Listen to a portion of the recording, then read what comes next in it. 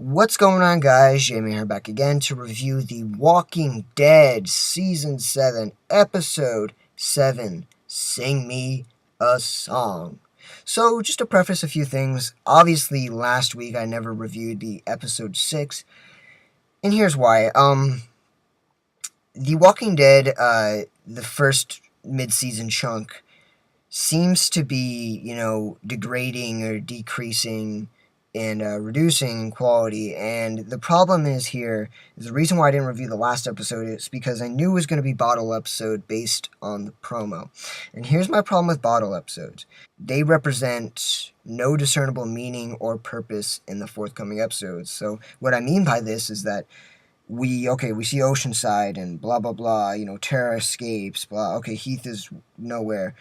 That will show that won't really have any effect on the primary predominant plot of Negan pillaging and the inevitable rebellion against Negan in the forthcoming episodes. So that's why I did not watch it, because it's not going to have a long-term effect on the actual plot.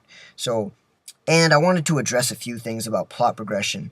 We see that the Walking Dead ratings are decreasing significantly, and this is because the viewership.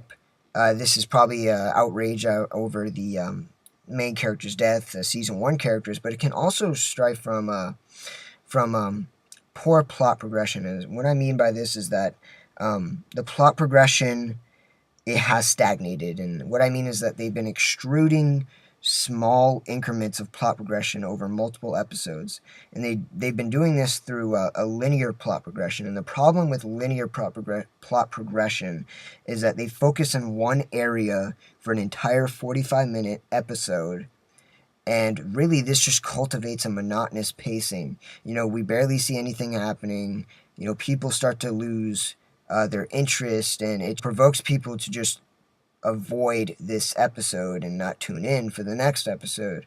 So it's not enticing for audience members to watch a 45-minute episode dedicated to one community or one linear plot, of whether it's Maggie and Sasha at the hilltop, or whether it's, Heath and Tara out on the run, an entire 45 minutes. And this is what I really love about episode 7, is that it's not a linear plot progression. They managed to intertwine multiple subplots into one episode to provoke public interest, to keep the audience's interest enticed, so it keeps them going.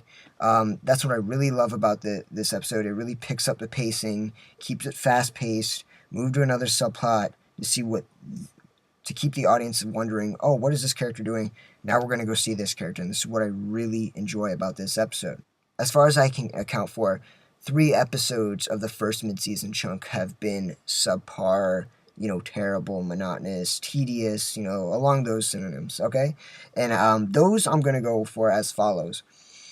Now, don't get me wrong, they're bearable to watch, but they're disappointing from what we've seen. And I think what Walking Dead, what really makes it such a thought-provoking show, I guess, what makes it so popular, is that its overarching themes, and its overarching themes of philosophical boundaries when it comes to invoking questions like what makes us human, what makes life worth living, and the psychology of the characters and how roundabout they are. And let's not forget that, also it highlights human malice, and how, it explores humanity's worst, and it explores human struggle that we've seen through Rick and many other characters throughout the journey of the show.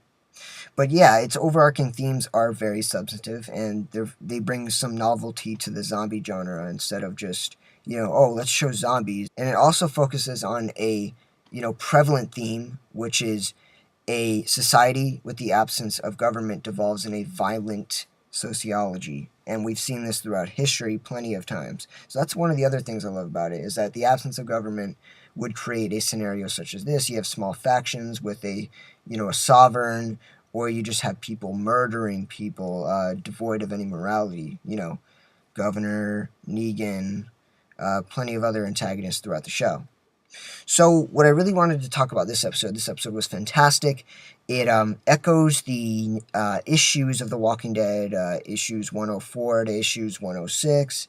And we see Carl in the back of the truck, and it's so awesome because we know we're going to get that iconography from the comics where he's holding the M16, hiding the mattresses, and he just kills some of Negan's men. It's quite interesting to see because Jesus is in the truck and he leaves because all his intention was just to see where he lives, just to get a trail. And we see this mirror the source material where we see Rick actually gives him the initiative to go and follow Dwight after he frees him after he exiles him from being a POW, and he tracks him down. He finds out where the sanctuary is. This doesn't quite happen in the same way, but it's interesting. So actually what Carl ends up doing is that he deceives him into thinking like, I'm going to jump out the truck, and then he doesn't. So he finds the M16, shoots like two of his men, and we get the speech from Negan later at the episode. We see a deeper perspective, so to speak, on what kind of livelihood Negan lives. And one other interesting thing that we explore in these episodes is like, why don't Negan's people just leave? And my perspective on this and my perception is that why the Negan's comic people won't just leave if he's such an oppressive leader. And I think that it's because it's human nature for people just to find areas of protection and defense and live lives of servitude instead of just fleeing areas. Basically what I'm saying is that they want to live lives of protection. They want to find a bed to sleep in at night and have protection with walls instead of fending for themselves out into the wild and not living a luxury life of sleeping in a bed. So it's just basically like people can't fend for themselves, so they'd rather be protected in an inhabited area. And that kind of makes sense. You see that prevalent throughout history too. That's why they're still there, is because they really don't want the other choice of trying to leave. Also that, and probably Negan would kill them, but you get the point. So throughout the progression of the episode, probably the most interesting subplot is Carl and Negan, their interaction, their dynamic, and we see that iconic moment where Carl takes off his bandage, and Negan being kind of disconnected socially from reality, just kind of like ridicules him and disgraces him, like shames him, and saying like, bruh, oh my god, that is disgusting. No woman is gonna have sex with you, blah blah blah blah blah. And Carl starts to cry, um, and he's just like, oh kid, I'm so sorry, I forgot I'm a sociopath, I can't really empathize with anybody. So Carl, he makes Carl like leave the bandage off in the entire episode. And we see the famous ironing scene from the source material as well. He gets the iron, burns this guy's face off for committing adultery. And this is all playing into part with Negan's harsh principles. And it's basically like Negan has a group of wives, and if they sleep with their original husband, their, actual legal husband, uh, then Negan finds it as an act of adultery and not following the rules, as he says. So he puts an iron to their face, and he basically uses that as it's indicative or a sign that this is a stigma he has to carry around because he broke the rules. And if you break the rules, this is what will happen. So he has to carry that stigma on one side of his face for the rest of his life. And Dwight does too. So it kind of sucks. It's a mark of disgrace. Nobody wants that. So yeah, that ends up happening, and we see Carl kind of, act a little bit valiant and a little audacious in the episode. Taking a bold risk when he says, "How about you jump out the window to save me the trouble from killing you?" And mirroring, echoing dialogue from the source material. I always love that. And Carl is such a little badass. But the thing is that more chivalry than brains, more chivalry than sense, because he makes a lot of idiotic decisions, with the guns. He got all their guns taken up, so that sucks.